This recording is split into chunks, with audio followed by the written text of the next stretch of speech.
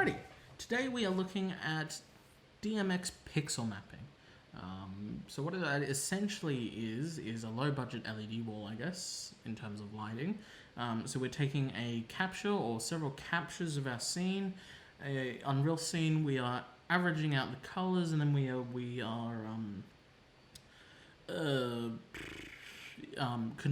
changing RGB lights in the real world to match that color. Alrighty, to do that, we are going to start in a base project. We're in 4.26 because that's had some new DMX improvements in it. So first off, you're going to want to do is enable all the DMX plugins. So there's 4 of them. Go through and enable them all. After you've done that, go ahead to your project settings and under the plugin section, look for DMX. And this is where you're going to set the IP address for your interface. So you need an ArtNet or a SACN network interface for the DMX. So I've chosen, I'll put a picture up of the one I've got. It's just an ArtNet one. It has 2 ArtNet universes, so that's 512 channels each. And yeah, just an Ethernet jack on the other side, and that's the one I'm using. They're a bit tricky to set up. It's definitely not a beginner's thing, so just keep that in mind. So Unreal is going to show you all the IP addresses, what it thinks it could be. So we've got 3 choices, and I know this, the 10.1.1.9 is mine. Yours might not be on that IP address, so just keep that in mind. So we're just in a blank scene. So the first thing we're going to need to do is create our DMX library. So that's under DMX, and we want the DMX library. Go ahead and call it DMX library, like so. Open it up. So the first thing we need to do, so we've got 3 tabs here. We've got controllers, fixture types, and fixture patches. So controllers is all the DMX controllers we have. We only have 1, so we're only going to have 1. Fixtures is all the types of lights we have that we can control with Unreal. And fixture patch is what channels they're assigned to. Alright, so first of all, we're going to add a new controller. I'm just going to leave it a DMX controller. It's an ArtNet broadcast. We can leave that as well. We have 2 universes, so I'm going to change that. Although we are only using 1 today. Ta-da! Alrighty, like so. Over on the next page is our fixture types. So I've got some RGB par lights.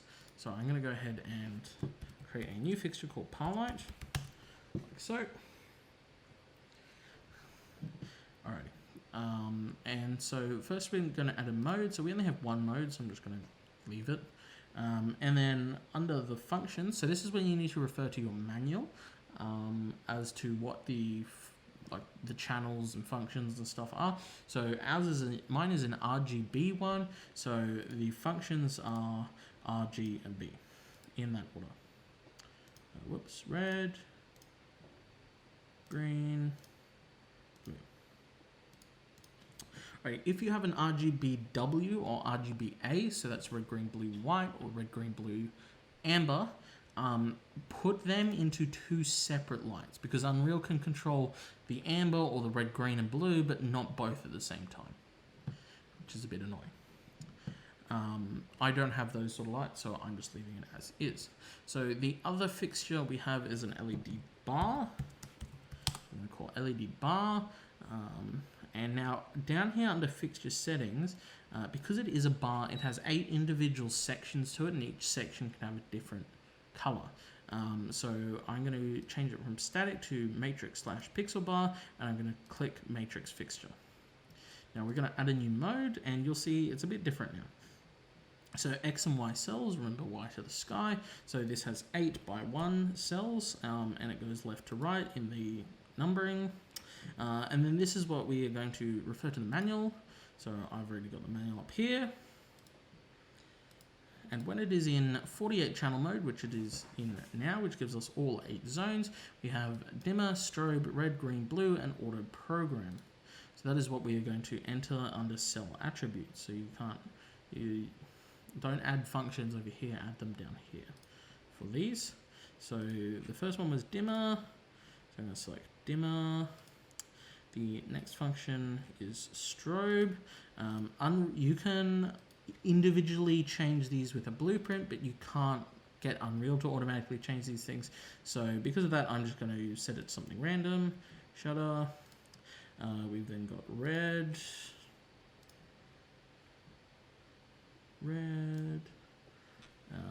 green,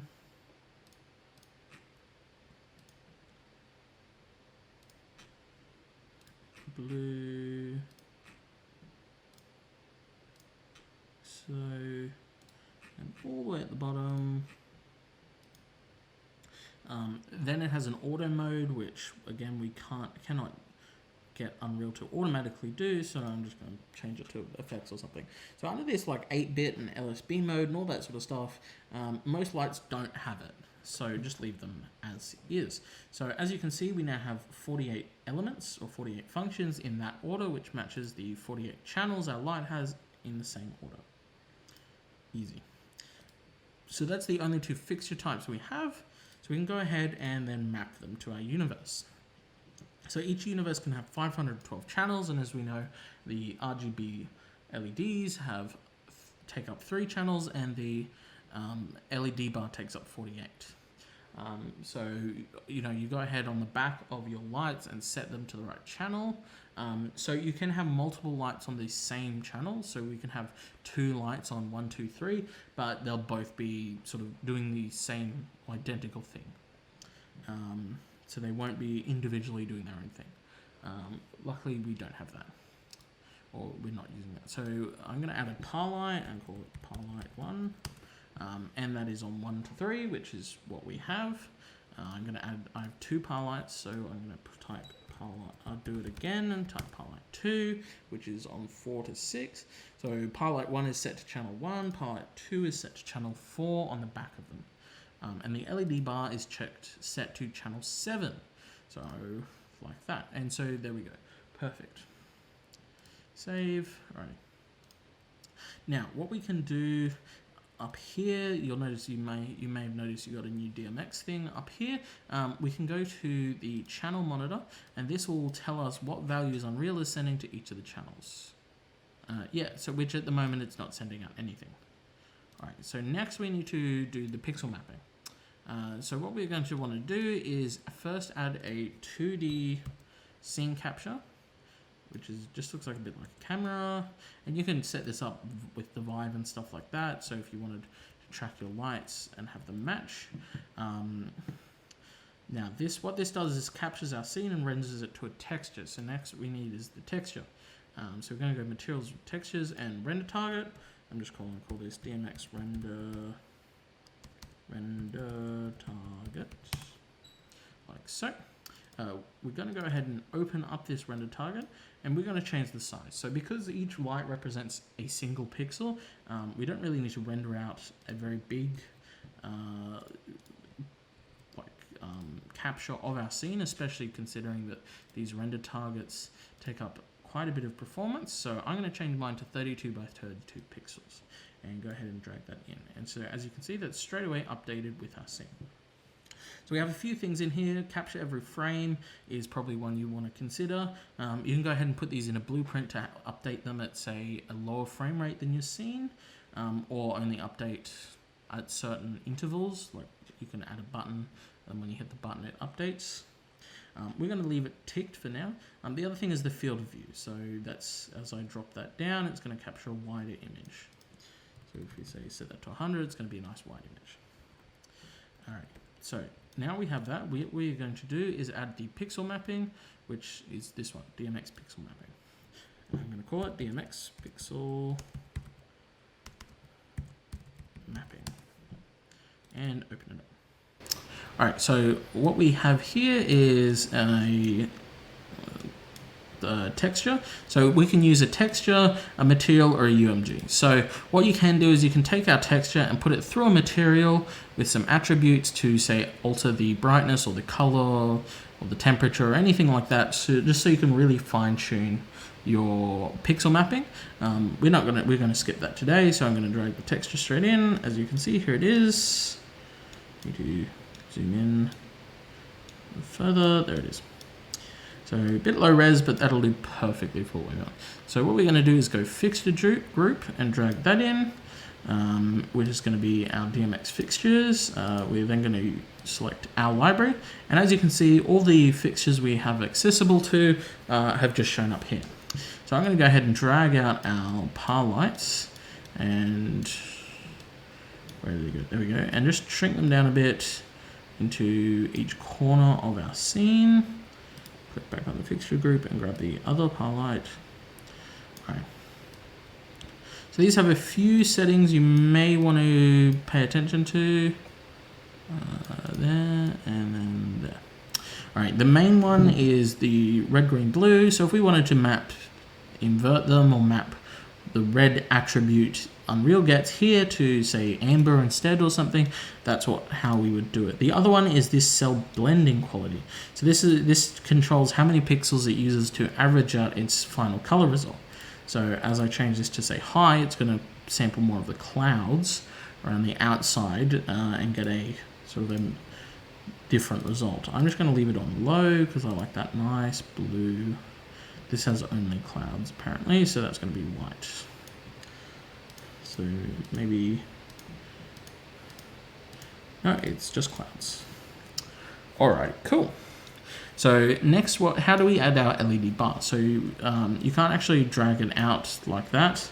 It doesn't work. So to add our LED bar, we're going to add the matrix.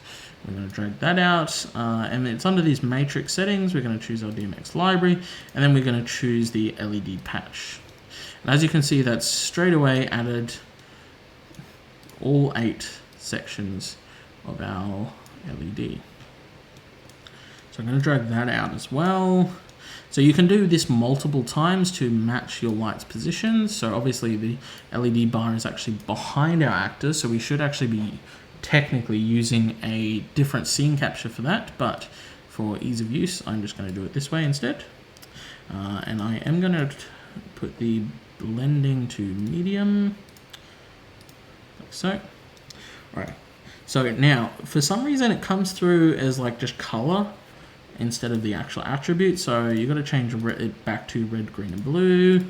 And this light requires its dimmer to be set at maximum before it'll actually work, which is a bit annoying. So we're going to go extra cell attributes, and we're going to go the dimmer, and I'm just going to set that to 255, like so. Save it, and so we just have to hit play at the top, and boom. So if I cut to my DSLR, you can see our scene. It's nice blue sky here, and our penguin is being lit nice and blue as well. So if I go ahead and drop the sun though, as it gets darker, they'll get darker, and we get into golden hour, we should go orange. So the what do you call it? The LED bar flickers. So do look out for that when you're choosing your lights to purchase, as it's a bit annoying. Now I could probably change the update rate of the light to account for that, but I'm not going to. Instead, I'm simply going to remove it for now. If we have a look at the activity monitor and hit clear, there we go. All right, so yeah, as you can see on the activity monitor, it's showing things moving. All right, so we're just using the power lights now, which don't flicker, which is nice. So if I raise the sun up, nice and high, it's blue, raise it back, raise it, lower it. Get into golden hour at some point. Nice purple. I might even angle this camera up a bit so we get those clouds shining through more. Up again. Oops. How did I spawn a light in? Okay, put a point light in there somehow. Blue, back down, and then nighttime, and then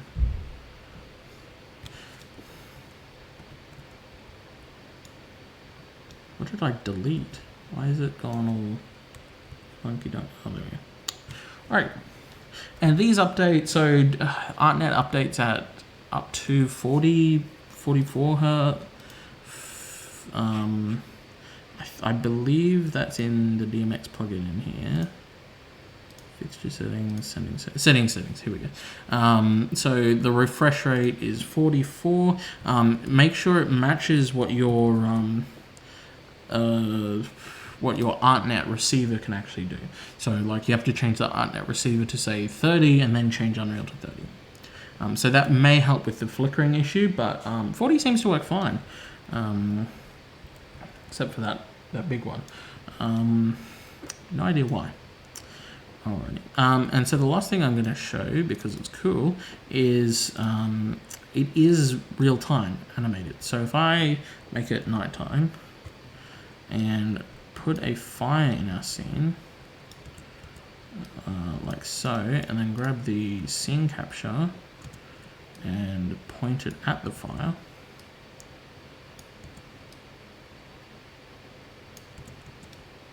Is it pointing at the fire? Yep. Is it actually capturing the fire? I don't know. Look at the pixel mapping, make sure. Oh, because the perspective's so high. 60, 40. There we go. Look at that. Now we're getting fire on the penguin. It's a little bright, and so this is when we can set up a material to say drop the brightness of the texture coming in, just so we can really fine tune it. Or the really quick way is just to change it from HDR to LDR, which usually drops the brightness a bit. Yeah, there we go. Or we could even just take it out a bit, just sort of capture a bit less of the scene. There we go, look at that. How cool is that? So go nuts with these. Where you got, if I pull up a calculator, you've got 512 divided by each light takes up 3. You can have 170 individually controlled lights per universe. So that's, what did I say? Was that 300? That number times 2 for this ArtNet interface, because it's got 2 universes. But definitely do research into your light. So I had one light which had separate LEDs for the red, green, and blue, and I found that created a lot of banding issues. You could easily, the colors didn't mix very well. You could easily tell the different colors, which was really annoying. So make sure you definitely do your research. There are also filming lights that support DMX, so most notably the ARRI orbiters do, as well as the ARRI skylights. But the ARRI skylights, the DMX controls the temperature, not individual RGB, which means you've sort of limited range in terms of, like, you can't do oranges like this for fire with the sky panels because they don't go that warm. But with the orbiters, definitely. I mean, the orbiters are $10,000, so. Otherwise, yeah, for these lights were $50 and they're really cheaply made, but I mean, they produce a nice effect. And I think it's pretty cool. So, yeah. This is definitely an advanced tutorial, I guess, an advanced thing. And I take a bit of trial and error getting it working. But, yeah, definitely, yeah, if you've got the time, the money, the resources, definitely give it a crack because it's pretty cool. But, yeah, thank you for watching, and I will see you in the next one.